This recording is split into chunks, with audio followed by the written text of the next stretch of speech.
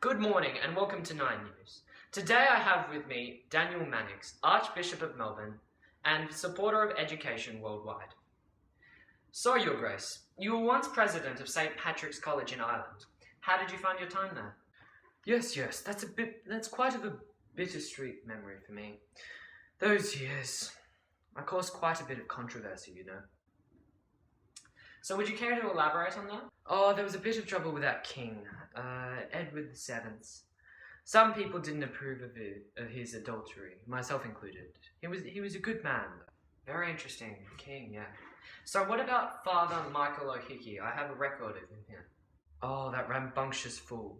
Calling the Senate unscrupulous was an act of rashness, and I'm glad I deposed him. So our second question.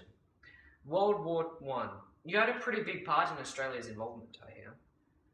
I did get quite involved, yes.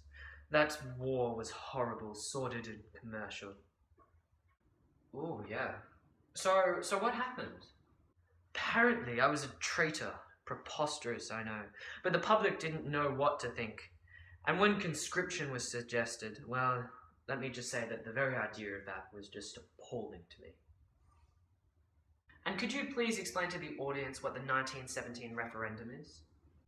Of course. The 1917 referendum was an abhorrent question put to the Australian people, reinforcing the international Australian army. Terrible waste of our soldiers fighting in that war. So, I've got it here that you take your Irish heritage pretty seriously, don't you?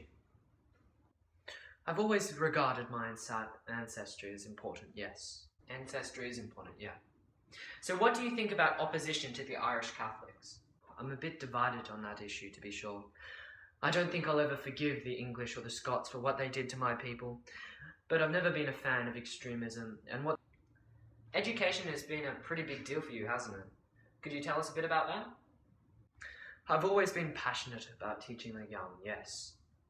And how would you feel if I told you that several dozen facilities have been named after you?